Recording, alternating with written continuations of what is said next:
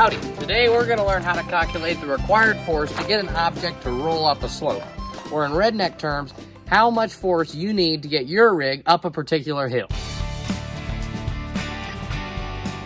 So here's our object, a 20-pound tire, and here's our slope, a really lame, tiny little tailgate, but it's easy to measure.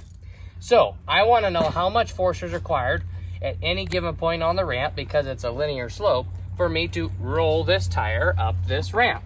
All we need to do to calculate how much force needs to be applied to overcome gravity for this scenario is just multiply the weight of our object times the change in elevation, or the height of this little triangle, and then divide that by the ramp length. So if this weighs 20 pounds, we need to multiply 20 pounds by, what's our height here? From the plywood to the dirt's about 12 inches.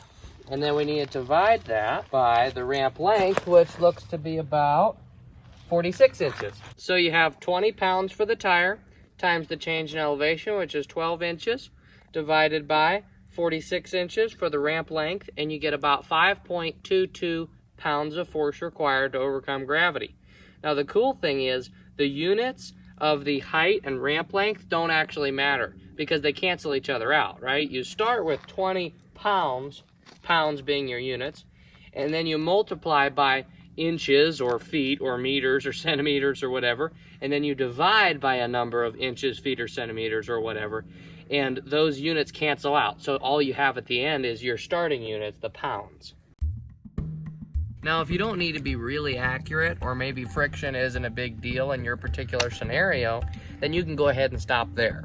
But let's say you're driving a tank up a hill and there's a lot of friction from all those treads, or maybe you got some sticky tire while you're rock crawling, and so there's a lot of grab and friction between the object that's rolling on the other object. In that case, you're just going to add one more thing to the force required to overcome gravity, and that is your normal force times the coefficient of rolling resistance, basically the frictional relationship between the two surfaces.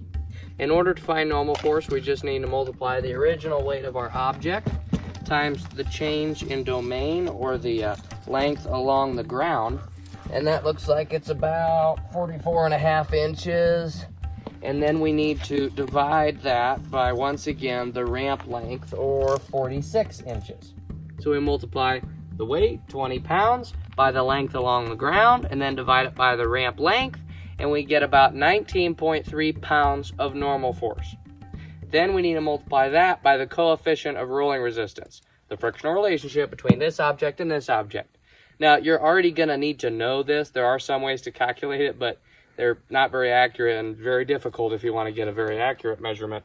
So, for example, pneumatic tire on dry asphalt has an average frictional coefficient of 0.015, meaning that it takes 0.015 of a pound of force applied on 1 pound worth of that tire, or of that rolling object, to get it to start moving on dry asphalt. Deep sand and a flat tire would have a very high rolling resistance. But if you just had a steel wheel on a steel train track, that's going to be almost negligible rolling resistance. I'm going to estimate that our coefficient of rolling resistance between these two surfaces is about 0.01. So we're going to multiply a normal force, 19.3, times 0.01. So we're going to get 0.19, roughly, pounds of rolling resistance. So that has nothing to do with the slope, right? That's just the frictional relationship. So we add the 0.19 pounds of rolling resistance to the original 5.22 pounds of force required to overcome gravity, and we get 5.41 pounds of force that I have to apply on this tire to get it to start rolling or moving up this ramp at any given point on the ramp. Now, if a car has 4 tires and the slope you're driving up isn't necessarily a perfectly linear, even slope like this, each tire could be experiencing a different slope, a different situation. Maybe they would each have different friction coefficients. So in order to account for that, you need to do the math for every point of contact. Thanks for watching Redneck Physics.